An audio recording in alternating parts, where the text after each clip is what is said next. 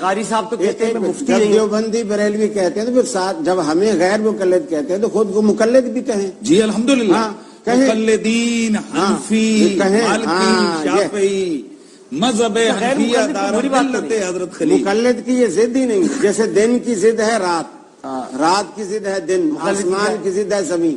مقلد کیا ہے؟ تو اب جیسے ڈاکٹر صاحب آپ کہہ رہے تھے میں شیخ ہوں، اب آپ مجھ سے پوچھے آپ کون ہے، میں بولوں میں غیر شیخ ہوں. نہیں یہ تو کوئی بات ہی نہیں. ہاں یہی بات. اب یہ کہہ رہے ہیں مقلد اور پھر ہم اچھا میں یہ کہہ رہا ہوں کہ ایک طرف انسان ہے مقلد کی ضد ڈاکٹر کیا ہے؟ ڈاکٹر صاحب ہر چیز کو اس کا غیر لازم اور مستلزم ہوتا ہے. یہ ان کو اصول پتہ ہے. مثلا ایک ہے انسان، اس کے علاوہ جو کچھ ہے وہ ہے غیر انسان. ہمیں مقلد تو جو تقلید کو نہیں مانتے وہ غیر مقلد. اب غیر مقلد میں ہزاروں آ گئے ہیں، ہمیں ان سے بحث کے پھر تفصیل میں جائیں گے تو بہت کچھ. اب یہ تو کسی کتاب میں اور یہ پوری اور میں بتاؤں گا بھی نہیں. اس سے پہلے کہ انٹرول ہو جائے 2 جملے ہمیں بھی بولنے کا. میں کہہ رہا ہوں یہ تو کسی کتاب میں نہیں لکھا. اچھا کسی کتاب میں بھی نہیں اور میں بتاؤں گا بھی نہیں. میں نہیں بتاؤں گا. میں نہیں بتاؤں. ہاں جی دیکھیں میں عرض کروں، قاری فضل الرحمن صاحب کا احترام کرتا ہوں، پورے سال گفتگو بھی رہتی ہے. ان کے مسلک میں تقلید کو حرام قرار دیا گیا ہے اور یہ اپنے مقلد کو بھی آیت بتا دیتے ہیں، پھر اس آیت سے مقلد جو اب آیت سے وہ جو سمجھے یا روایت بتا دیتے ہیں. جبکہ ہم فقہ جعفریہ مکتب اہل بیت علیہ السلام میں آیات اور روایت گائیڈنس کے طور پر کہتے ہیں، لیکن آیات اور روایت سے فتویٰ اخذ کرنے کے بعد پھر اپنے مقلدین یا فالوورز کو بتاتے ہیں. کیوں؟ اس لیے کہ آیت میں محکم بھی ہے، متشابہ بھی ہے. ٹھیک ہے، آیت میں ناسخ بھی ہے، منسوخ بھی ہے. بعض آیات کی تشریح کرتی ہیں. احادیث میں بھی اسی طرح سے ہے. بعض احادیث جو ہیں عام ہیں، بعض احادیث خاص ہیں، بعض احادیث مطلق ہیں، بعض احادیث مقید ہیں. صرف ایک حدیث کہہ کے ہمارے ہاں فتویٰ یا وہ نہیں بتایا جا سکتا.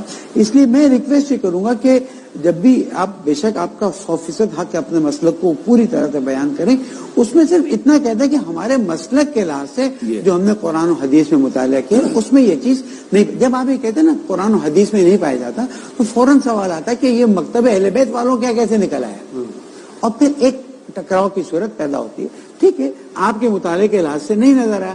آپ کے یہاں مثلا رسول اکرم کو مثلا بعض لوگ ٹوک دیتے ہیں، آپ کے یہاں مثلا رسول اکرم کے بارے میں بعض چیزیں ہو جاتی، ہمارے یہاں اس کا تصور بھی نہیں. تو ہم یہ کہیں ہمارے مسئلہ، جیسے میں ڈائریکٹ کہہ دیتا ہوں فقہ جعفریہ کے لحاظ سے اس میں یہ مسئلہ اس طرح سے، تاکہ عوام کے اندر کنفیوژن پیدا نہ. جی قاری صاحب. ڈاکٹر صاحب پہلی بات جنہوں نے ماشاءاللہ بہت آسان کر دی گفتگو میرے لیے. اب انہوں نے یہ فرمایا کہ چونکہ ہر آدمی اس چیز کا نالج نہیں رکھتا، یہ حدیث صحیح ہے ضعیف ہے یہ ہے وہ، اسی لیے اس کو تقلید کرنی پڑتی ہے. سوال یہ ہے کہ اس سے یہ ظاہر ہو گیا کہ تقلید ایسا شخص کرے گا جو شخص علم نہیں رکھتا ہوگا. یہ عالم ہے، یہ بھی عالم ہے، بلکہ عالم بھی ہیں اور مفتی صاحب بھی ہیں، اور بلکہ وہ علامہ شبیر حسن عثمی کہلاتے ہیں، یعنی عالم سے بھی اوپر ہوتا ہے علامہ. تو پھر بھی یہ کہتے ہیں میں مقلد ہوں. نہیں، میں مقلد نہیں، میں ذاتاً مقلد نہیں، میں مجتہد ہوں، میرے پاس سرٹیفکیشن ہے. لیکن آپ کا پوائنٹ قبول ہے مجھے. ٹھیک. اور اب ادھر آ گئے، اب ان کو بھی ماننا چاہیے جیسے انہوں نے مان لیا. مقلد اس لیے نا، انہوں نے تو اتنا خوش ہو کر کہا الحمدللہ. ایک وضاحت پڑھتے رہتے ہر وقت لم یلد، ایک تو اس وجہ سے مقلد ہے. خوبصورت وضاحت کرتا تھا قاری صاحب، ایک خوبصورت وضاحت کروں. ہمارے ہاں اصل ہے کہ آپ خود قرآن و حدیث سے اجتہاد کریں. اچھی بات ہے. اب ہر ایک کے لیے ممکن نہیں ہے، تو جو علماء ہیں جو انہوں نے اجتہاد کیا ہے وہ پھر لوگوں کو گائیڈ کرتے ہیں. اس لیے ہمارے ڈاکٹر صاحب بڑی واضح سی بات ہے کہ یہاں پر بنیادی طور پر تقلید کا عنوان ہی لوگوں کو نہیں سمجھایا جاتا کہ یہ تقلید کہتے کس کو ہیں. اور ہمارے ہاں یہ جو تقلید ہے یہ ہے کیا، یہ جو ہم تقلید کرتے ہیں تو تقلید اصول میں ایسی چیزوں میں جو قرآن و سنت سے صراحت میں موجود ہوں اس میں کسی کی کوئی تقلید نہیں ہے. ہم اللہ کو ایک مانتے ہیں تو قرآن کی شرعی نصوص کی وجہ سے، امام ابو حنیفہ کی وجہ سے نہیں. ہم اگر 5 نمازیں مانتے ہیں، اگر ہم باقی جو ضروریات دین ہیں ان کا عقیدہ رکھتے ہیں تو امام ابو حنیفہ کی وجہ سے نہیں. رسول اللہ کی تقلید کرتے ہیں نہیں ڈاکٹر صاحب، میری بات میری ہے نا. میں پوچھ رہا ہوں. ہم لوگ قرآن و سنت کی جو سری نصوص محکم چیزیں موجود ہیں وہ اس سے استدلال ہوتا ہے. تقلید ان مسائل میں ہوتی ہے جو قرآن و سنت میں واضح طور پر موجود نہیں ہوتے. اب ہم اس شخص کے اوپر اعتماد کرتے ہیں کہ جس کو ہم سے زیادہ قرآن و سنت کی تشریعات کا علم ہے، اور اس کو ان نصوص کا، ان کے ناسخ، ان کے منسوخ، ان کے محکم، ان کے خفی، ان کے مجمل، ان کے مشکل، ان کے متشابہ ہونے کا علم ہے. اس کو حدیث کی کائنڈز کا علم ہے. حدیث صحیح کیا ہے، معدل کیا ہے، مدلس کیا ہے، ضعیف کیا ہے. ڈاکٹر صاحب بیچ میں نا پلیز نا، آپ کو یہ تو نہیں بولنا چاہیے. ان کو پتا ہونا اس کو پتا ہوتا ہے کہ یہ حدیث کس لیول کی ہے. اس کو پھر یہ پتا ہوتا ہے کہ اس قسم کی کتنی حدیثیں ہیں، ان میں حدیث پہلے والی کون سی ہے، بعد والی کون سی ہے. اب یہ سب اس ذخیرہ حدیث پر اس کا عبور ہوتا ہے. اس کے بعد وہ یہ فیصلہ کرتا ہے کہ یہ اصول ہے. وہ ایک اصول دیتا ہے اور اس اصول کے تحت پھر آگے فروعات کا استنباط ہوتا ہے. شرائط ہیں ہمارے ہاں اجتہاد یعنی مجتہد کی. تم یہ کہتے ہیں نا، یہ نہیں بول رہے. ہمارے ہاں جو شرائط ہیں اس پر بڑے بڑے علماء پورے نہیں اترتے، لہذا وہ اجتہاد کا دعویٰ، مجتہد ہونے کا دعویٰ نہیں کرتے. اب یہ جو کہتے ہیں نا قرآن و حدیث کو سیدھا سا پڑھو، بس اس پہ عمل کرو. اب سوال یہ پیدا ہوتا ہے ایک آدمی کو عربی پڑھنی نہیں آتی، وہ کیا کرے؟ کہتے ہیں ترجمہ پڑھے. اب کیا اس میں شرط ہے کہ یقین کہ اس کے ترجمہ اس نے ٹھیک کیا ہے؟ تو یہ کہتے ہیں ایک عالم دین کیسے حدیث کا ترجمہ غلط کر سکتے ہیں؟ او بھائی 100 سال پہلے 50 سال پہلے کا ایک عالم وہ اردو کا ترجمہ کرتے ہوئے تمہیں یقین ہے کہ اس نے ڈنڈی نہیں ماری قرآن و سنت کی اس کی تشریح میں. تو ہمیں یقین ہے کہ جن لوگوں نے ڈائریکٹ رسول اللہ کے صحابہ سے حدیث لی ہیں، جنہوں نے کرنن جو ہے نا مشہود اللہ بالخیر وہ زمانہ پایا ہے، جن کی صبح شام قرآن و سنت کے علم کا وہ معیار ہے کہ جو دوسروں کا نہیں ہے، تو ہم ان پہ یقین کرتے ہیں. یہ کل کے مولویوں پہ تقلید یہ بھی اسی طرح کرتے ہیں. اب عرض کرنے کا یہ مطلب ہے کہ یہ کیوں بار بار کہا جاتا ہے کہ قرآن و سنت کے مقابلے میں تقلید ہے؟ تقلید قرآن و سنت کے مقابلے میں نہیں ہے. جو چیزیں قرآن و سنت سے صراحتاً ملتی ہیں ان میں کسی کی تقلید نہیں. تقلید ان مسائل کے اندر ہے جو مسائل مستنبطہ ہیں، اور وہ یہ بھی کہتے ہیں کہ علماء سے پوچھتے ہیں. اس کا مطلب ہے ان کے لوگ ان پہ قاری خلیل الرحمن پہ یقین کرتے ہیں. ہم امام اعظم امام الائمہ امام اعظم ابو حنیفہ رحمۃ اللہ تعالی کے اصول اور ان کی تشریعات قرآن و سنت پر یقین رکھتے ہیں. انہوں نے مثال غلط دی، بات ٹھیک کی، مثال غلط دی. ابو حنیفہ رحمۃ اللہ علیہ کا میرا کوئی تقابل نہیں، میں ان کے جوتے کی خاک کے برابر بھی نہیں. اہل حدیث رسول اللہ صلی اللہ علیہ وسلم کی پیروی کرتے ہیں اور یہ ابو حنیفہ رحمۃ اللہ علیہ یہ بات غلط ہو گئی. میں نے پہلے کہہ دیا ڈاکٹر صاحب، میں نے پہلے کہہ دیا نہیں تو میرے منہ پہ میں بولنے نہیں دوں گا آپ کو. چلیں بولنے پھر آپ آدھا گھنٹہ بولتے رہے. میں نے صرف میسمی صاحب کی میں نے کہہ دیا کہ قرآن، میں اس کو بات کو ختم کر دوں، قرآن ختم ہو گئی پر ہم آپ تو نہیں ختم کرتے ہونے کا انتظار کر رہے ہیں. حدیث جب حدیث آ گئی بات تو کرنے کی بات ہے. ہاں جی آپ کر لیں، بات کر لیں. چلیں پھر آپ بعد میں یہ نہ کہیں مجھے ٹائم نہیں ملا، بات کر لیں. اب انہوں نے کہا کہ ہم وہاں تقلید نہیں کرتے جو باتیں قرآن و سنت میں واضح ہوں، دوسری باتوں میں جو قرآن و سنت میں نہ ہوں. سورہ بقرہ میں واضح طور پر اللہ کے قرآن مجید میں یہ الفاظ موجود ہیں، والوالدات یرضعن اولادہن حولین کاملین لمن اراد ان یتم الرضاعہ. جو ماں اپنے بچے کو دودھ کی مکمل مدت دودھ پلانا چاہتی ہے تو اس کی مکمل مدت حولین کاملین پورے 2 سال ہے. اب مفتی صاحب سے پوچھو، فقہ حنفی کہتی ہے کہ 6 مہینے اضافی ہیں، 2.5 سال ہے، خاص کر بچیوں کے لیے، کیونکہ وہ فطرتاً کمزور پیدا ہوتی ہے. اب سوال یہ ہے کہ اللہ کو پتہ نہیں ہے کہ فطرتاً کمزور پیدا ہوئی ہے؟ پھر دوسری لاجک کیا ہے؟ 6 مہینے تو دودھ چھڑاتے بھی لگ جائیں گے، تو تم 1.5 سال سے چھڑانا شروع کر دو. یہ کس نے کہا کہ 2 سال کر کے پھر چھڑانا شروع کرو، 6 مہینے اور لگا دو؟ 2 سال کے بعد وہ اس کا دودھ پی نہیں سکتی. شریعت نے ایک حد مقرر کر دی اور یہاں بھی وہ اجتہاد کر رہے ہیں اور وہ قرآن کے بالکل صریحاً خلاف ہے. اچھا، اسی طرح نبی کریم صلی اللہ علیہ وسلم نے کہیں بھی یہ نہیں فرمایا کہ جمعے والے دن تم احتیاطی ظہر پڑھو. ایک صحابی بھی ایسا نہیں تھا جو جمعہ پڑھنے کے بعد کھڑا ہو کر احتیاطاً ظہر پڑھتا ہوں. اس دن میں نے احتیاط کی بات کی, بیسوی صاحب ناراض ہو رہے تھے, میرے سارے اشارے ادھر ہوتے. آپ کو تو مسئلہ کو سچی بات ہے ہم نے صحیح معنوں میں پڑھا بھی نہیں, اکٹھے ہیں. اور ہمارے مدارس میں جو ہے یہی پڑھایا جاتا ہے. ان کے ہاں بھی ہمارے خلاف, ہمارے ہاں ان کے خلاف. یہ غلط ہے, یہ غلط ہے یار. سنیں تو صحیح, سنیں تو صحیح. یعنی آپ نے تسلیم کر لیا کہ ان کے مدارس کے اندر ہمارے خلاف پڑھایا جاتا ہے, ہمیں قرآن و سنت پڑھایا جاتا ہے, جو قرآن و سنت کا منکر ہوتا ہے اس کے خلاف خود ہو جاتا ہے. سنیں تو صحیح.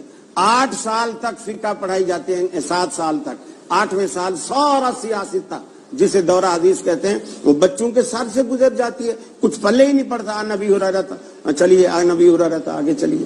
وہ اس طرح سارا سلسلہ چلتا. آپ کیا کرتے ہیں؟ اب میں عرض کر, ہمارے ہاں پہلی کلاس سے جب صرف نحو لگتی ہے, کوئی بھی نخبۃ الحدیث کوئی چھوٹی سی کتاب ہے, دوسری کلاس میں بلوغ المرام, اسی طرح یعنی چھوٹی چھوٹی حدیث کی موتا کتاب پڑھاتے ہیں آپ لوگ؟ موتا امام مالک. ہاں بالکل. اچھا, اور وہ بڑی کلاس میں, اسی طرح مسلم نسائی ان سے ساری یہ حدیث پوچھیں کہ کی یہ فقہ کی کتابیں پڑھتے ہیں کہ نہیں؟ بالکل اصول پڑھتے. فقہ پڑھتے ہیں. بالکل پڑھتے. ہاں تو پھر مانتے نہیں ہیں تو پڑھتے کیوں ہیں؟ سنیں تو صحیح نا, میں یہ عرض کر رہا تھا, کسی صحابی نے یہ نہیں کیا کہ جمعہ پڑھتا ہو اور جمعے کے بعد پھر احتیاطاً ظہر پڑھو. کیوں؟ ہو سکتا ہے جمعہ نہ ہوا ہو, ہو سکتا ہے جمعہ نہ ہوا ہو. تو آپ بن باز صاحب کی باتوں کا حوالہ کیوں؟ میں یہ کہنا چاہ رہا ہوں کہ اب یہ جو شک لوگوں کے ہر چیز میں شک ڈالے جا رہے, میں نے کہا پھر نکاح بھی دوبارہ پڑھواؤ. کیوں؟ میں نے کہا ہو سکتا ہے پہلا نہ ہوا ہو. تو ہر چیز میں شک, ہر چیز میں دل میں گھر اپنے بنانے کوئی بات نہیں. چلیے میں نے کہہ دیا. اچھا, اب ڈاکٹر صاحب یہ ان کی بات میں نے آرام سے سنی. پہلی بات یہ ہے کہ انہوں نے بالکل غلط بیانی کی ہے کہ جی یہ اہل سنت کے مدارس میں 7 سال یہ ہوتا ہے وہ ہوتا ہے. ان کو خود پتہ ہے, ان کا بھی نصاب درس نظامی کا ان کو اچھی طرح پتہ ہے. ہمارے ہاں الحمدللہ العظیم اصول حدیث کو 4 سال پڑھایا جاتا ہے, اسماء الرجال کو پڑھایا جاتا ہے, پھر اس کے بعد حدیث شریف کو 3 سال پڑھایا جاتا ہے. ان کو بھی بڑی اچھی طرح پتہ ہے. چھوٹا دورہ ہوتا ہے, بڑا دورہ ہوتا ہے, اور اس سے پہلے حدیث کی مسکرا رہے ہیں, ان کو پتہ ہے, ان پتہ ہے سب کو. یہاں بیٹھ کے یہ غلط بیانی کر رہا ہے, غلط بیانی کر رہا ہے یہ بندہ. مسکرا رہے ہیں. دورے میں تم اتنا تو مسکرا رہے ہو, کیا بات ہے جس کو چھپا رہے ہیں؟ ایک آدمی کو دورہ ہوا ہو, یہ ان کو دورے میں اسے علم آئے گا. اچھا اب سنیں, ہمارے ہاں الحمدللہ باقاعدہ طور پر حدیث شریف چونکہ جو فوکس رکھا ہے ہمارا وہ قرآن و سنت ہے.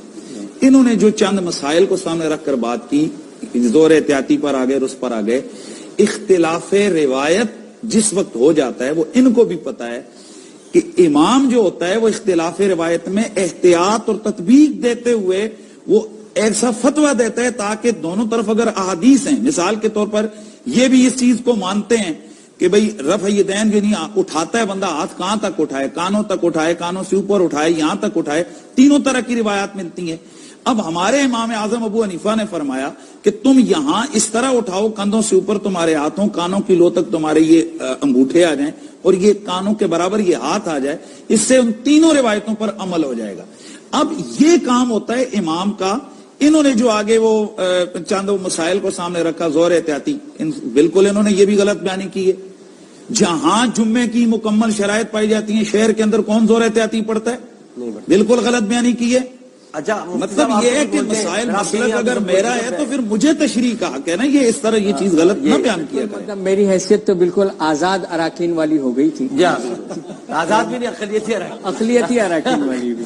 خیر, 12 ایک لطف کی بات یہ ملی کہ ہم ویسے تو فزیکلی ریسلنگ دیکھتے رہے, آج ہم نے قولی ریسلنگ بھی دیکھی. میں یہاں پر ایک بات کہوں گا کہ جو قاری خلیل صاحب نے کہا مدت رضاعت, ہم بھی مسلک دیوبند کے لوگ فقہ حنفی کو فالو کرتے ہیں. مدت رضاعت 2 سال. 2 سال کے بعد ایک دن بھی ہم الاؤ نہیں کرتے, اجازت نہیں دیتے کہ اگلے جیسی, اور قمری اعتبار سے 2 سال. تو 2.5 ماہ کیوں لکھا ہے پھر آپ؟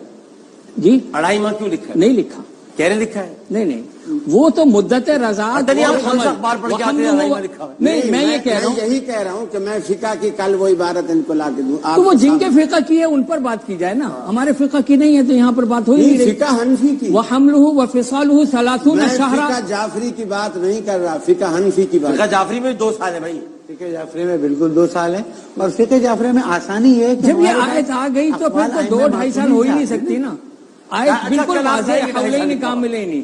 کل آپ 2.5 سال لکھا ہوا لے کے آئے. میں حاضر. بس یہ میرے ذمہ. اس کا جواب اگر کسی پھر آپ دیجیے گا. اگر کسی ناواقف آدمی نے 2.5 سال لکھ دیا، اگر کسی ناواقف آدمی نے 2.5 سال لکھ دیا تو یہ اس کی ناواقفیت پہ جائے گا، پورا فقہ ریپرزینٹ نہیں ہو رہا. کا ناواقف لوگوں نے نہیں ڈاکٹر اب صاحب، کل آئے گا نا، ڈاکٹر صاحب اس پہ یہ پوری اصولی بحث ہے. ڈاکٹر صاحب اپنا مفتی صاحب میرے خیال میں کیا یہ انشاءاللہ کل جس طرح یہ کہہ رہے ہیں نا، یہ وہ عبارت لے کے آئیں گے انشاءاللہ، اس پر گفتگو ہوگی. وقفہ لیتے ہیں. سب سے پہلے تو ذرا ایک مسئلہ ہے، اس کو ختم کر لیں. وہ 2.5 سال اور 2.5 سال، وہ 2.5 سال اور 30 مہینے. جی پہلے ذرا جی انہوں نے میرے خیال میں بات کر لی تھی یا آپ نے کرنی ہے؟ حوالہ دینا باقی تھا. اب حوالہ دینا آپ نے کر لیا. مفتی ابو شیخ قاری خلمن جہاں سے پہلے آپ فرمائیے جی چلیں تاکہ یہ اب آج آخری ہو سکتی ہے، کل آخر پتہ نہیں جو بھی. جزاک اللہ. ڈاکٹر صاحب پہلی بات تو یہ ہے کہ یہ سوال اس لیے پیدا ہوا تھا کہ ہم لوگ تقلید نہیں کرتے، کیا جبکہ ہم تقلید سے چڑھتے ہیں. صحیح. اور اصل یہ ہے کہ ہم رسول اکرم صلی اللہ علیہ وسلم کی پیروی کو باقی ساری باتوں پر ترجیح دیتے ہیں. جی ہاں. اور یہی اصل زندگی کا مقصود ہے. اور ہمارے مسلک کا جو بنیادی بات ہے وہ یہ کہ ہم نے عبادت اللہ کی کرنی ہے، اور اس عبادت کا طریقہ رسول اکرم صلی اللہ علیہ یعنی وسلم اطاعت رسول کی کرنی. جی طریقہ ان سے لینا ہے. کیا تیسری، اور یہی ہمارا ایگریمنٹ ہے کلمہ پڑھنے کے اندر، ٹھیک. لا الہ الا اللہ محمد رسول اللہ. ٹھیک. تیسرا، ہم نہ کوئی اللہ کے ساتھ ایگریمنٹ کیے بیٹھے ہیں اور نہ ہم تیسری کسی چیز کی طرف جاتے ہیں، الا یہ کہ اللہ اور اس کا رسول ہمیں کہیں تیسری طرف جانے کا حکم دیتا ہے تو آمنا و صدقنا. اس کے لیے بات ہوئی تھی کہ کبھی بھی ایسا نہیں ہوتا کہ تقلید کے اندر ہم ایسا کریں کہ قرآن حدیث میں وہ چیز موجود ہو اور پھر ہم امام کی بات کو لیں. میں نے کہا نہیں، ایسا ہوتا ہے، ایسا ہوتا ہے. اور بلکہ یہ تک کہا گیا کہ وہ کسی ناواقف آدمی نے لکھ دی ہوگی، اس سے ہمارا کوئی تعلق نہیں ہے. اب میں پہلے ویسے تو کئی حوالے میں دے رہا ہوں. ابھی کافی لا دینا. جی ہاں، ابھی پہلے نمبر پر میں آپ کے پاس ٹیبل پہ سب کو رکھی کافی لا دیجیے. جی تفسیر عثمانی. جی یہ آپ کی ٹیبل پر بھی کافی عرصہ میں نے دیکھا رکھی رہی تھی. آج خیر مجھے نظر نہیں آ رہی. وہ اس لیے نہیں آ رہی کہ میں وہاں پڑھتا ہوں بیٹھ کے قرآن شریف. اچھا، اچھی بات ہے ماشاءاللہ. یہ تفسیر عثمانی میں سورہ لقمان کے اندر آیت نمبر 14 ہے. آیت نمبر 14 سورہ لقمان کے اندر، جس میں اللہ رب العالمین نے کہا کہ وَوَصَّيْنَا الْإِنسَانَ پڑھے نا جو آپ کی قرات. ایسے نہیں ہوگا. وَوَصَّيْنا الْإِنسَانَ قرات بِوَالِدَيْهِ. پہ پڑھے نا آپ جیسے پڑھتے ہیں. یہ نہیں ہوگا، یہ نہیں چلے گا. بسم اللہ الرحمن الرحیم. وَوَصَّيْنَا الْإِنسَانَ بِوَالِدَيْهِ حَمَلَتْهُ أُمُّهُ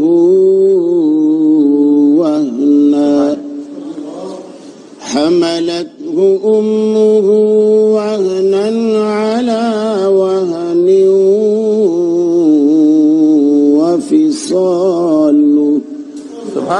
وفصاله في عامين أن اشكر لي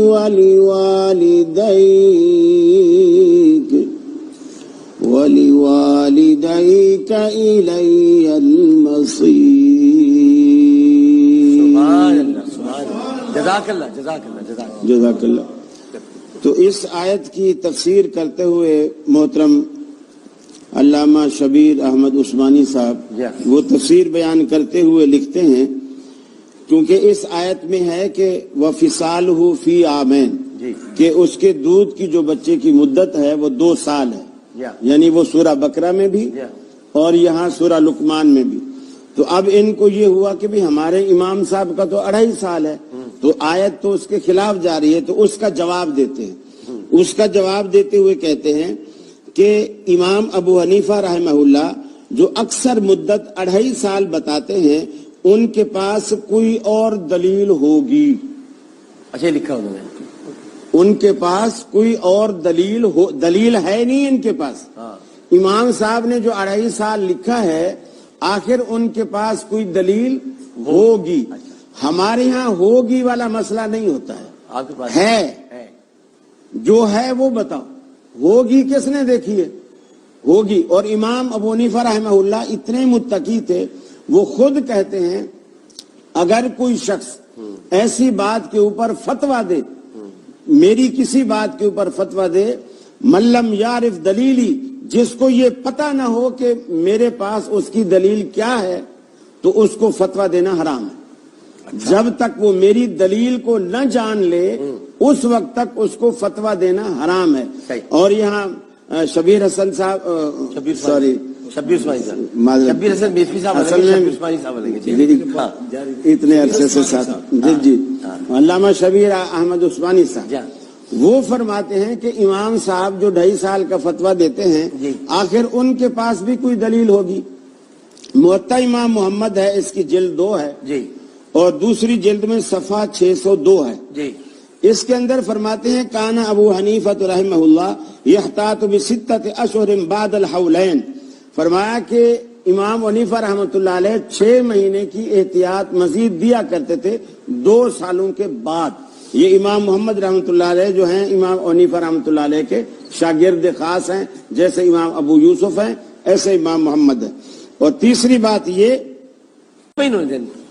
آج کوئی اور کچھ نہیں آگے، ہم مانتے ہیں امام صاحب نے 30 مہینے کا ہے، تو پھر یہ کس چیز کے والے دے اپنے لیے دے رہے ہیں؟ ہم مانتے ہیں آج نہیں، دیکھو یہ آج مانے ہیں نہیں، دیکھیں یہ مانے نہیں، بڑے زوروں سے منوایا گیا ہوں۔ ڈاکٹر صاحب میں اگرچہ ان کا اسٹیپ کولیگ ہوں کہ تھوڑی دیر سے آیا،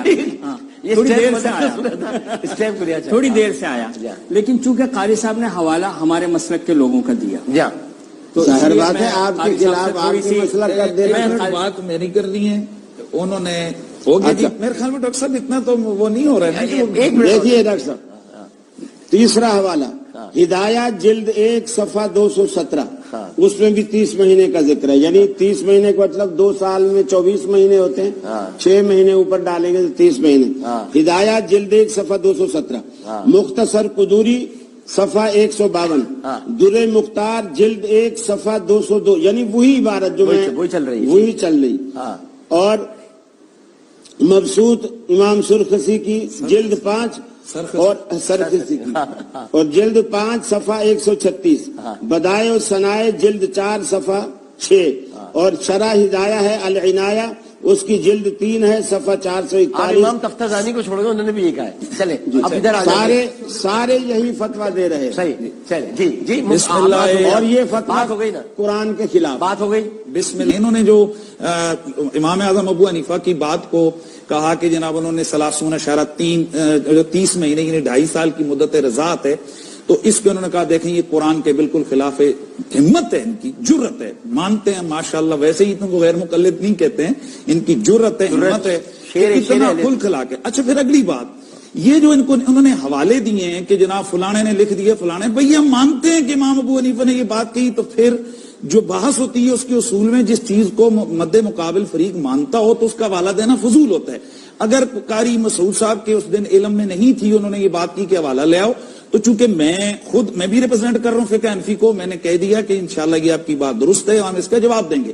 اب میں آ رہا ہوں ان کے سوال کا جواب کا کہ جناب یہ کیوں 30 مہینے امام ابو حنیفہ نے قرآن کی سیدھی نص کے خلاف کر دی ہے، جس طرح انہوں نے تاثر دینے کی کوشش کی ہے، حالانکہ ایسا نہیں ہے۔ امام اعظم ابو حنیفہ رحمۃ اللہ تعالی علیہ کا یہ قول کہ یہ 30 مہینے مدت رضاعت ہے، یا مطلب کیا ہے مدت رضاعت کا؟ مدت رضاعت کا مطلب ہے کہ اگر کسی بچے نے کسی عورت کا دودھ پی لی ہے تو امام اعظم ابو حنیفہ رحمۃ اللہ تعالی علیہ ان کا فتویٰ، ان کے اقوال ہیں، ان کا ایک قول یہ ہے کہ اس کے 2 سال ہی اس کی جناب رضاعت ہوگی، یعنی 2 سال تک وہ دودھ پیے گا۔ احتیاطی طور پر اوپر والے 6 مہینوں میں اگر اس نے احتیاطی طور پر اوپر والے جو 6 مہینے نکاح کرنے کے مسئلے میں احتیاط کی جائے۔ اچھا اب سوال یہ پیدا ہوتا ہے کہ جی احتیاط کا کیا مطلب ہے؟ احتیاط کا مطلب یہ ہے کہ قرآن مجید کی نص موجود ہے۔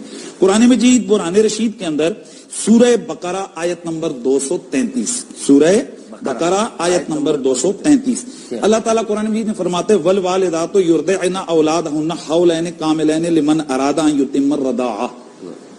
یہاں پر فرمایا جو مائیں ہیں نا یہ اپنے بچوں کو 2 سال پورے جناب وہ کریں، رضاعت کے پورے کروائیں۔ اور اسی آیت کے آگے جا کر فرمایا وَإِنْ أَرَدْتُمْ أَن تَسْتَرْضِعُوا أَوْلَادَكُمْ فَلَا جُنَاحَ عَلَيْكُمْ فَإِنْ أَرَادَا فِصَالًا عَن تَرَاضٍ مِنْهُمَا وَتَشَاوُرٍ فَلَا جُنَاحَ عَلَيْهِمَا، کہ اگر میاں بیوی اس بات پر راضی ہوں دونوں تو پھر وہ ایسا کریں۔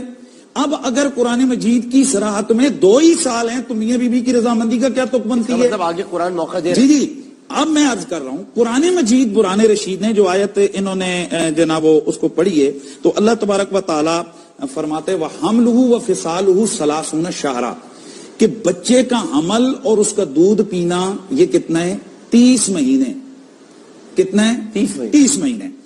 اب یہاں اگر دیکھا جائے کہ حمل اور میں ڈاکٹر صاحب رک کے اس لیے کہہ رہا ہوں تاکہ سننے والوں تک میری بات سمجھ میں آ رہا ہے. اس کا حمل اور اس کی رضاعت کتنی ہے؟ 30 مہینے. امام صاحب کا جو استدلال ہے وہ ہوا میں نہیں ہے. زید ہے اور عمر ہے. زید نے میرا قرضہ دینا ہے اور عمر نے میرا قرضہ دینا ہے. میں کہتا ہوں زید نے ₹1,00,000 دینے ہیں, عمر نے ₹1,00,000 دینے ہیں.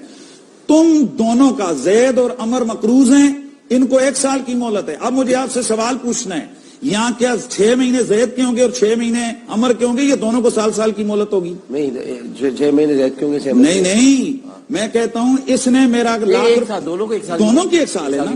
امام صاحب کا استدلال اس سے کہ 2 چیزوں کو بیان کیا ہے, حملہ وفصالہ 30 شہرا, حمل اور اس کی رضاعت یہ کتنی ہے؟ 30 مہینے یعنی 2.5 سال ہیں. اب یہاں ان میں سے دونوں میں سے ہر ایک کے لیے یہ یہاں پر احتمال آ گیا کہ حمل بھی 2.5 سال ہے اور اس کی رضاعت بھی کتنی ہے؟ 2.5 سال ہے. لیکن ہمارے پاس جو دلیل منقص ہے کس کی؟ حمل کی, وہ ہمارے پاس موجود ہے. سیدہ عائشہ صدیقہ رضی اللہ تعالی عنہ ان کی وہ روایت ہے کہ آپ نے فرمایا کہ بچہ ماں کے پیٹ میں 2 سال سے زیادہ نہیں رہ سکتا. گویا یہاں وہ جو مدت حمل ہے اس کی دلیل منقص ہے, لیکن یہاں پر رضاعت کی دلیل منقص نہیں ہے. کیوں؟ اگر کسی عورت کے بچہ ماں کے پیٹ کے اندر 6 مہینے اس کے تو 2 سال ہو گئے, اگر 9 مہینے تو کتنے ہوئے؟ وہی 2.5 سال ہو گئے. نہیں سر کیسے؟ اگر 9 مہینے تو اس کے 21 ماہ ہو گئے. 21 ماہ ہو گئے. اگر 11 مہینے بچہ ماں کے پیٹ میں تو اس کے اپنا اس کے 19 ماہ ہو گئے. اس کا مطلب یہ ہے کہ اس کی دلیل منقص موجود ہے, اس کی دلیل منقص موجود نہیں. اب یہاں اس احتمال کی وجہ سے دیکھیے امام اعظم ابو حنیفہ نے یہ جو بات کی ہے, اس احتمال کی وجہ سے کہ یہاں یہ دونوں کی جو رقم, میں نے پہلے عرض کیا کہ کس میں ہوتی ہے اپنا تقلید, کہ جہاں معنی مبہم ہو, معنی کے اندر سمجھ نہ آ رہی ہو, اس وجہ سے امام اپنا قول دیتا ہے. تو یہاں امام اعظم ابو حنیفہ رحمۃ اللہ تعالی علیہ انہوں نے فرمایا کہ چلو لمٹ تو 2 سال ہے وہ پچھلی دلیل کے مطابق, اور چونکہ یہ احتمال معنی میں موجود ہے کہ یہاں پر اس کے 30 مہینے ہو, لہذا احتیاطاً جب نکاح کرنے کا مسئلہ ہے تو وہاں پر 30 مہینے کی بات کی. ایک بات کی آ گئی. دوسری بات, یہ حدیث کی بات کرتے ہیں, اہل حدیث ہیں, اپنے آپ کو کہتے ہیں ہم اہل حدیث ہیں, حدیث کی بات کرتے ہیں. ان کے نزدیک بھی ہر حدیث نہیں مانی جاتی, ان کے نزدیک بھی ہر حدیث نہیں مانی جاتی. ان کے نزدیک بھی جناب یہ ہے کہ حدیث کو چیک کیا جاتا ہے اس حدیث کا معیار کیا ہے. ہمارے فقہ کے حوالے سے یہ لوگ مزاق کیوں اڑاتے ہیں کہ جناب یہ فلاں مسئلہ ایسے لکھ دیا, فلاں صاحب ہدایہ نے یہ لکھ دیا, یہ لکھ دیا. حالانکہ جس طرح ایک محدث کے لیے حدیث سے استدلال سے پہلے اس حدیث کا معیار چیک کرنا ضروری ہوتا ہے کہ یہ حدیث کیا ہے, یہ حدیث مرفوع ہے, یہ حدیث مقطوع ہے, یہ حدیث مرسل ہے, یہ حدیث متواتر ہے, یہ حدیث مشہور ہے, یہ حدیث خبر واحد ہے, یہ خبر فرد ہے, یہ فرد قصبی ہے وغیرہ وغیرہ, یہ حدیث کون سی ہے. اس کے بعد جا کر اس حدیث کے نہیں, ہر حدیث پر وہ عمل نہیں کرتا ہے. اسی طرح جہاں جو فقہائے کرام ہیں ان کے طبقات ہوتے ہیں. ایک ہوتا ہے کہ جو مجتہد مطلق ہوتا ہے, مجتہد جس کو مجتہد فی الشرع کہتے ہیں, مجتہد فی المذہب ہوتا ہے, مجتہد فی المسائل ہوتا ہے. ایک اصحاب الترجیح ہیں, ایک اصحاب التخریج ہیں, ایک اصحاب التمیز ہیں, اور ایک آ کر مفتی اور مقلد ہوتا ہے, مقلد محض ہوتا ہے. اس حوالے سے جا کر پھر تنقیح مسئلہ ہو کر پھر فتویٰ دیا جاتا ہے.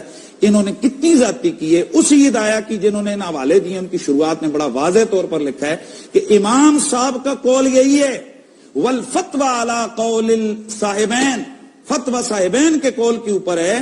تو غیر یعنی فتویٰ کس پر ہے؟ 2 سال کے اوپر ہے. تو اب یہاں یہ فقہ کو, یہ ان کے مسائل کو سمجھنا ہر ایک کے لیے, کوئی جا کر کتاب کھولے اور اس کو بات کو سمجھے. ان مسائل کی تنقیح ہوتی ہے, اس کو دیکھنا پڑتا ہے یہ مسئلے کا, اس فقہ کے اس مسئلے کی حیثیت کیا ہے. تو اب گویا بات یہ کلیئر ہو گئی کہ فتویٰ صاحبین کے قول پر ہے, 2 سال ہی مدت رضاعت ہے. لیکن جو امام اعظم ابو حنیفہ رحمۃ اللہ تعالی علیہ کا قول ہے وہ احتیاط کی وجہ سے، یعنی اس احتیاطاً ان کی یہ بات کہی گئی ہے، وگرنہ فتویٰ 2 سال پر ہے، یعنی 2 سال سے زیادہ اس بچے کو دودھ نہیں پلایا جائے گا، لیکن نکاح کے مسئلے پر احتیاط کی جائے گی، اور احتیاط کرنے میں کون سی حرج ہے؟ اور انہوں نے جو اس کو کہا کہ یہ قرآن کی سیدھا ان کی مخالفت آ گئی، امام ابو حنیفہ کا فتویٰ اور آ گیا، حالانکہ امام صاحب کے پاس بھی قرآن کی ایک آیت ہے۔ صحیح، ایک وقفہ لیتے ہیں، وقفے کے بعد مفتی مسعود صاحب نے بات کرنی ہے اور یہ قاری خلمت ہے، ایک وقفے بعد جناب مفتی مسعود صاحب کچھ بیان کرنا چاہیں گے، پھر جناب ابو انشاء قاری خلمت جاوید جی۔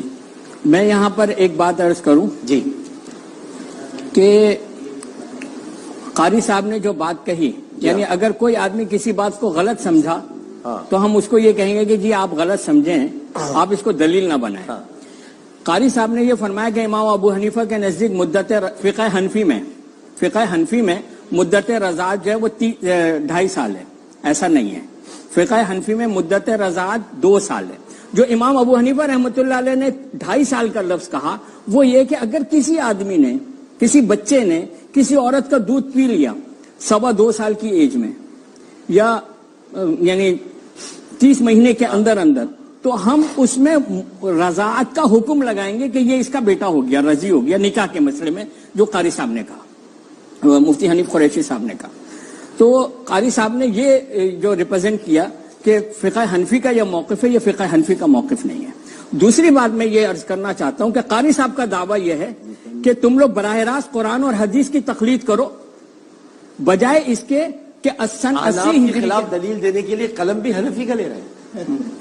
ہاں جی، دوسری بات یہ کہ قاری صاحب یہ دعویٰ کر رہے ہیں کہ یہ گویا کہ یہ کہہ رہے ہیں کہ تم امام ابو حنیفہ کی تقلید کرتے ہو جو سن 80 ہجری اور اس کے بعد آئے، تو تم تھوڑا سا اور آگے چلے جاؤ اور ڈائریکٹ حضور صلی اللہ علیہ وسلم کی تقلید کر لو۔ دعویٰ تو بہت اچھا ہے، بہت خوبصورت ہے، لیکن عملی طور پر یہ ممکن نہیں ہے۔ یہ دعویٰ کرتے ہیں اور تقلید کس کی کراتے ہیں؟ اپنی۔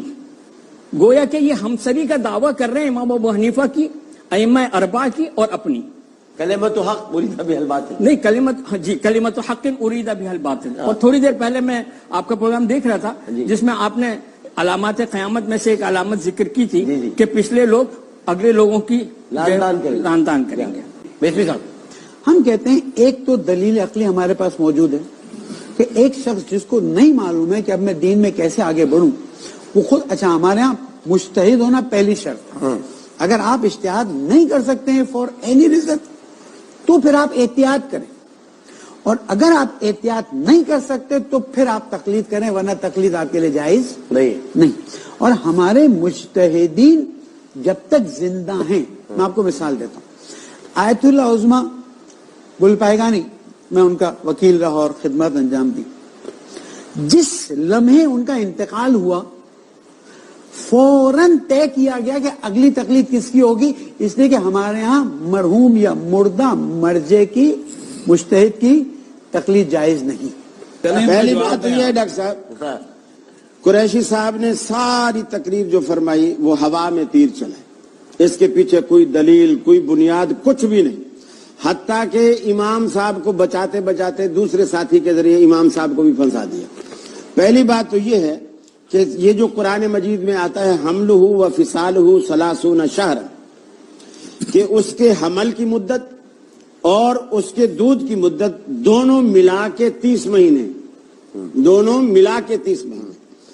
جس بات پر ہم نے اعتراض کیا، امام صاحب کا فتویٰ یہ تھا کہ صرف دودھ پلانا 30 مہینے ہے۔ قرآن نے یہاں جو سورہ احقاف کی آیت انہوں نے پیش کی، اس میں جو قرآن نے بیان کیا وہ یہ بیان کیا کہ حملہ و فصالہ، کہ حمل کی مدت اور دودھ کی مدت دونوں ملا کے 30 مہینے۔ ایک بات، اب یہ کیسے نکلے گا کہ یہ 6 مہینے دودھ کے ہیں یا حمل کے ہیں یا 24 مہینے کس کے ہیں؟ قرآن مجید کی وہ آیت جو والوالدات یرضعن اولادہن حولین کاملین، اس آیت نے یہ واضح کر دیا کہ حمل کی جو دودھ کی جو مدت ہے وہ 2 سال ہے۔ 2 سال کا مطلب 24 مہینے، 1 سال میں 12 مہینے ہوتے ہیں۔ تو گویا یہاں قرآن نے اس میں سے جب آپ قرآن کی بیان کردہ مدت دودھ کی نکالو گے تو حمل کے باقی بچیں گے 6 مہینے۔ اور یہ فیصلہ حضرت عثمان غنی رضی اللہ تعالیٰ عنہ کے دور خلافت میں آیا۔ ایک عورت شادی ہوئی اس کی اور 6 مہینے بعد اس کا بچہ ہو گیا، سسرال والوں نے حضرت عثمان کی عدالت میں آ کر مقدمہ کر دیا کہ یہ رشتہ ان کے یعنی لڑکی والوں نے ہمارے ساتھ دھوکہ کیا ہے، یہ عورت پہلے سے حاملہ تھی کیونکہ 6 مہینے بعد بچہ ہو گیا، پہلے سے حاملہ تھی اور ہمیں بتایا نہیں اور ہمارے ساتھ دھوکہ ہو گیا۔ حضرت عثمان نے فتویٰ دے دیا اور فیصلہ کر دیا کہ اس کو سنسار کرو۔ حضرت ابن عباس رضی اللہ تعالیٰ عنہ، جن کو اللہ کے رسول کی یہ دعا تھی، اللہم علمہ القرآن وفقہہ فی الدین، اے اللہ میرے اس بیٹے کو قرآن مجید کا حافظ، عالم، قاری اور مفسر بنا دے، انہوں نے کھڑے ہو کر کہا امیر المومنین آپ کا یہ فتویٰ رب العالمین کے حکم کے خلاف ہے، قرآن کے خلاف ہے۔ حضرت عثمان نے پوچھا کیسے خلاف ہے؟ انہوں نے قرآن کی یہی 2 آیتیں پڑھی، پہلی یہی پڑھی کہ حملہ و فصالہ 30 شہرن، کہ قرآن ایک جگہ کہتا ہے کہ حمل کی مدت اور دودھ کی مدت 30 مہینے ہے۔ حضرت عثمان نے کہا ٹھیک ہے، لیکن اس سے یہ کیسے ثابت ہوگا کہ اس کا یہ حمل 6 مہینے والا درست ہے؟ انہوں نے کہا قرآن کی دوسری آیت میں اللہ رب العالمین کہتا ہے والوالدات یرضعن اولادہن حولین کاملین، مکمل مدت دودھ کی پلانے کی جو ہے وہ 2 سال ہے، تو 2 سال اگر آپ 30 مہینوں میں سے نکالیں گے گویا 24 مہینے، تو باقی مدت حمل کی بچے کی جو 6 مہینے ہیں۔ حضرت عثمان نے اپنا فیصلہ واپس لیا، یعنی اسی بات پر فیصلہ ہوا، یہ ایسے نہیں۔ اور دوسری بات یہ کہ حضرت نے کہا کہ امام ابو حنیفہ رحمۃ اللہ علیہ کی ہم وہ نہیں کر رہے ہیں، ہم فقہ حنفی کا دفاع کر رہے ہیں، اور ابو حنیفہ رحمۃ اللہ علیہ کو جو ہے یہ جملہ نہیں کہا، نہیں میں نے یہ بات کہی، انہوں نے کہا، میں نے کہی کہ ہم فقہ حنفی کا دفاع نہیں کر رہے، فقہ حنفی کا دفاع کر رہے ہیں، امام ابو حنیفہ کا دفاع نہیں کر رہے۔ اور یہی میں نے یہ بات بھی کہی کہ ہم امام ابو حنیفہ آپ نے تصدیق کر لی، آپ نے تصدیق کر لی۔ اب آپ دیکھیے یہ ایسی ہستی کو انہوں نے، حالانکہ جو عزت اہل حدیث امام حنیفہ کی کرتے ہیں یہ نہیں کر رہے، ایسی ہستی کو انہوں نے امام بنایا جس سے آپ جان چھڑانا چاہ رہے ہیں، جس سے جان چھوڑ آپ عزت کرتے ہیں۔ ایک منٹ، جعفر منصور کی فقہ حنفی جو ہے، فقہ حنفی نام ہی ان کی طرف منسوب ہے، امام اعظم کی طرف، ابو حنیفہ رحمۃ اللہ علیہ انہی کی کنیت، اب نام ہی فقہ حنفی کا انہی سے منسوب ہے، فتوے مان رہے امام حنفی تو دین حنیف سے نکلا ہے بھائی، سنے تو صحیح، دین حنیف سے نہیں نکلا، ابو حنیفہ سے نکلا ہے۔ اچھا، اور اس کے بعد ابو حنیفہ دین حنیف پہ نہیں، اچھا، اور فتوے لے رہے ہیں امام محمد کے، فقہ محمدی کا ہو، کیوں نہیں کہتے؟ وہ تو پھر اہل حدیث بن جائیں گے اگر فقہ محمدی کہیں گے تو، فقہ محمدی کہو، فقہ یوسفی کہو، لیکن نام فقہ کا بڑے امام کے نام پر ہے اور فتوے اس کے مانے نہیں جا رہے۔ اور دوسری بات یہ کہ جب امام صاحب کے فتوے ہی نہیں ماننے تو تمہارے مقلد ہونے کا فائدہ کیا ہے؟ اس سے تو میسوی صاحب نے لاکھ درجے بہتر بات کی، لیکن انہوں نے کہا کہ ہم مرے ہوں کی تقلید نہیں کرتے۔ کتنی اچھی بات ہے، کتنی خوبصورت بات ہے کہ مرے ہوں کی یہ تقلید نہیں کرتے، ریفرنس دیتے ہیں، مگر ایک وقفے کے بعد حاضر ہوتے ہیں، ایک منٹ، ایک وقفہ بھائی، اذان ہونے والی لاہور میں، ہم کس کا دفاع کر رہے ہیں اور کس کا دفاع نہیں کر رہے؟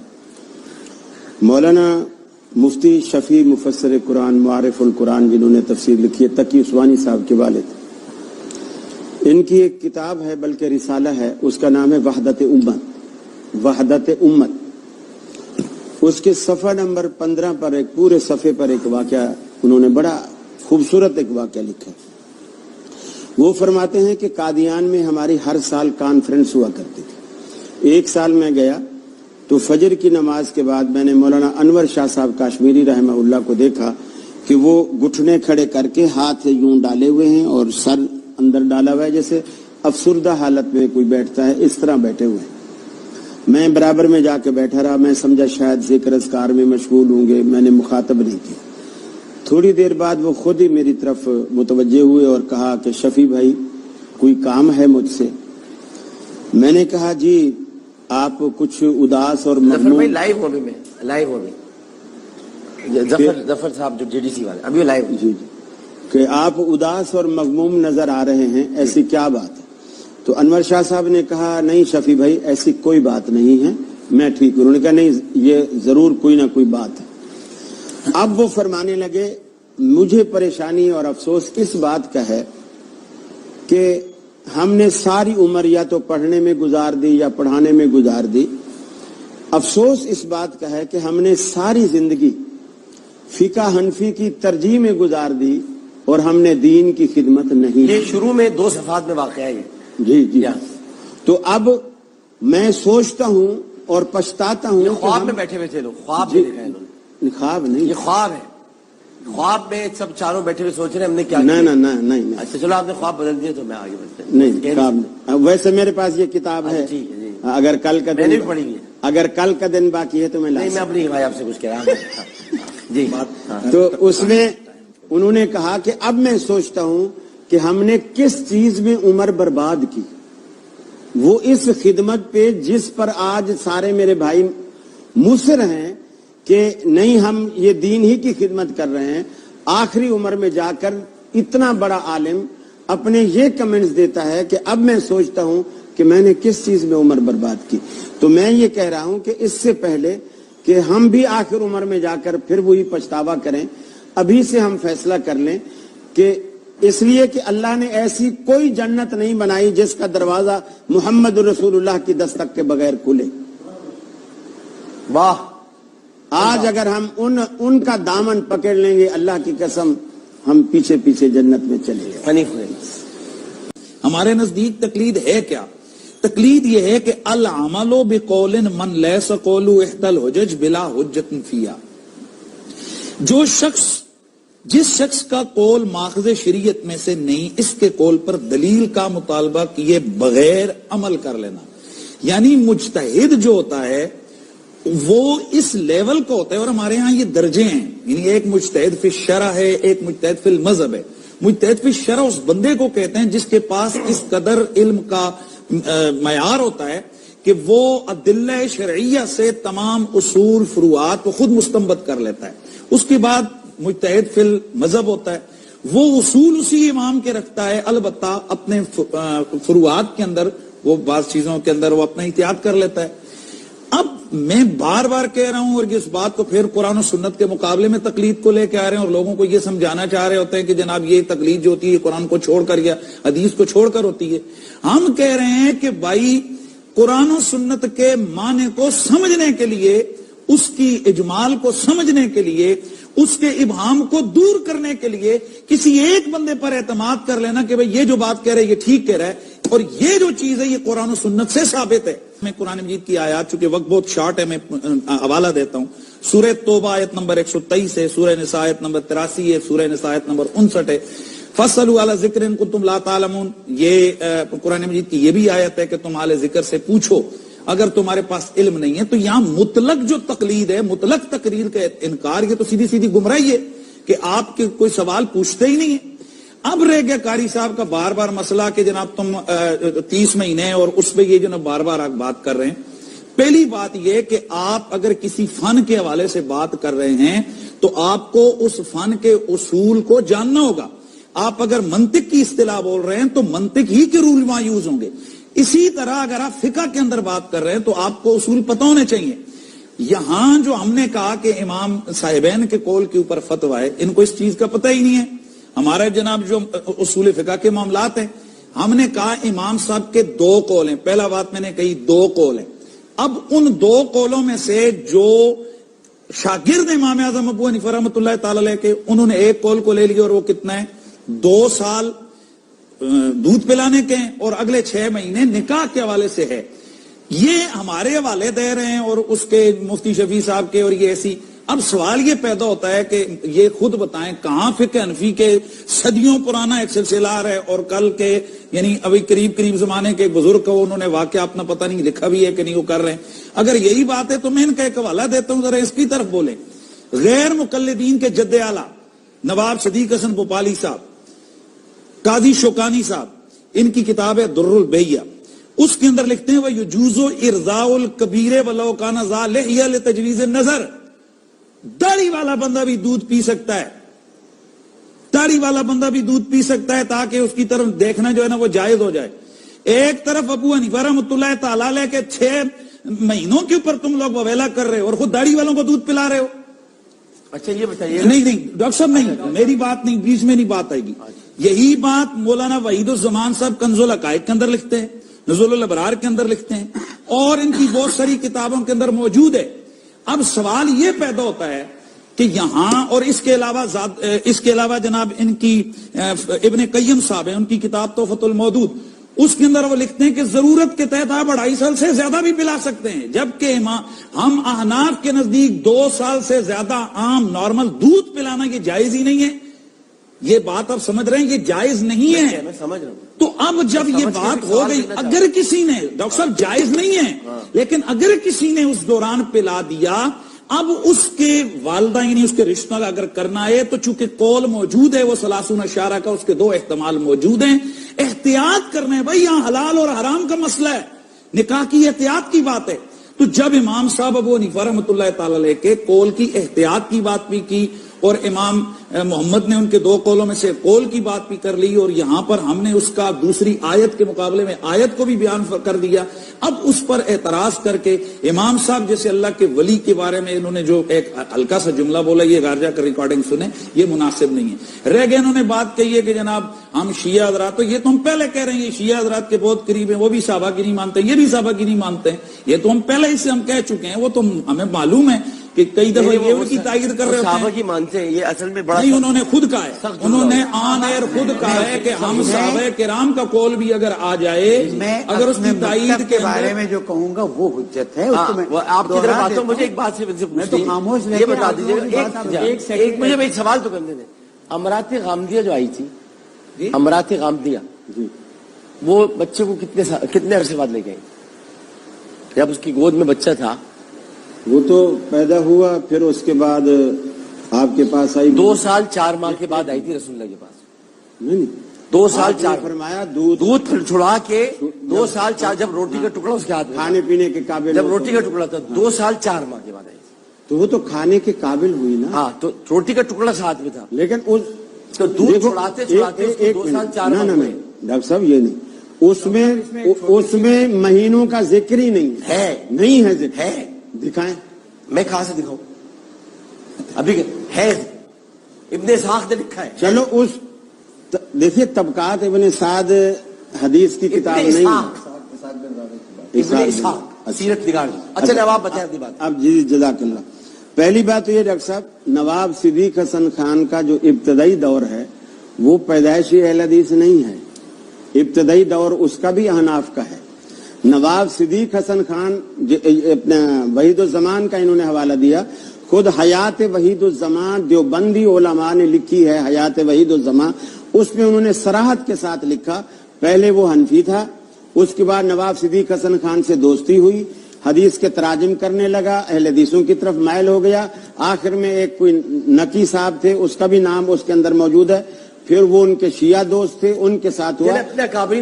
ایک منٹ وہ شیعہ یہ سب کو نکالیں گے، سیدھے تو صحیح شیعہ ہو کر ایک منٹ اب یہ سارے میری گفتگو میں نہ بولے نا، میرا ٹائم ضائع کر رہے ہیں. 7 منٹ 3 منٹ آپ کے 3 منٹ آپ کے. جی ٹھیک ہے. اچھا اب دوسری بات یہ کہ کسی بھی عالم کا حوالہ اہل حدیث کے لیے کوئی معنی نہیں رکھتا. جب آپ ہمیں غیر مقلد ہونے کا تانا دیتے ہو، جن لوگوں نے امام ابو حنیفہ رحمہ اللہ کی نہیں مانی وہ نواب صدیق حسن کی تقلید کریں گے، وحید الزمان کی تقلید کریں گے. آپ نہیں بولے، نہیں آپ اعلان کر رہے ہیں کہ انہوں نے غلط کہا ہے. دیکھیں ڈاکٹر صاحب پھر جب یہ بولیں گے ڈاکٹر صاحب ابو حنیفہ رحمۃ اللہ تعالی پر اعتراض ہے کہ اس نے غلط کہا، تو جو پھر ہم بھی انہوں نے غلط نہیں کہا، پھر ہم بھی بولیں نا کہ وہ غلط کہا. نہیں، پھر ہم بھی بولیں گے اور بات نہیں کریں. میرا ٹائم صرف ضائع کر رہے ہیں اور اب میرا 1.5 منٹ اوپر بڑھانا، انہوں نے میرا ضائع کیا 1.5 منٹ. دیکھیے اب دوسری بات یہ کہ آیت پڑھتے ہیں فَاسْأَلُوا أَهْلَ الذِّكْرِ إِن كُنتُمْ لَا تَعْلَمُونَ، یہ تو ہے، علماء سے پوچھو، اور ترجمہ کرتے ہیں فَاتَّبِعُوا أَهْلَ الذِّكْرِ. اس میں زمین آسمان کا فرق ہے. پوچھنے میں اور پیروی کرنے میں ایک ہی بات ہے نہیں. اب آیت پڑھتے ہیں فَاسْأَلُوا أَهْلَ الذِّكْرِ کہ اہل ذکر سے، علماء سے پوچھو، اور ترجمہ اس کا یہ کرتے ہیں تقلید کر کے کہ فَاتَّبِعُوا أَهْلَ الذِّكْرِ کہ علماء کی پیروی کرو. یہ قرآن مجید کی صریحاً مانوی تحریف ہے، یہ جو کہ نہیں ہونی چاہیے، اور یہ ساری تحریف یہ تقلیدی گل کھلا رہی ہے. تیسری بات، انہوں نے آخر میں یہ الزام لگایا मैसवी साहब पर भी, मुझ पर भी। मैसवी साहब का जवाब तो वो देंगे, हाँ। मैं अपना जवाब दे रहा हूं। हम तो ये कहते हैं, हमें तो साहबा का गुस्ताख कहा गया, हम ये कहते नहीं कहा, गुस्ताख नहीं कहा। चलो जब गुस्ताख एक खतरनाक मिनट, चलो कहाँ का है? नहीं, हम भी मैंने कहा है कि आप कोले साहबी को मुझे तो नहीं मानते, नेशनल टीवी में बैठे गुस्ताख लफ्ज़ नहीं कहा। अच्छा चलो ठीक नहीं है, कहा। ठीक है। मैं किताबों में लिखे है कि आप कोले साहबी को जो नहीं मैं मानते। अपने अल्फाज नेशनल टीवी पे लफ्ज गुस्ताख किसी के लिए भी नहीं कहा गया। नहीं कहा है, किसी ने नहीं कहा। चलो मैंने अपने अल्फाज वापस जी। जज़ाकल्लाह। मेरा 1 मिनट और बढ़ा दीजिए, छोड़े तो सही बात करें। अब उसके बाद सहाबा किराम नबी करीम सल्लल्लाहु अलैहि वसल्लम की जो इत्तिबा करते थे, और अल्लाह के रसूल ने फरमाया खैरुल कुरून करनी, सबसे बेहतरीन जमाना मेरा जमाना है। बिल्कुल। उस बेहतरीन जमाने में किसकी तकलीद थी? अब सहाबा किराम की पैरवी, सहाबा क्यों?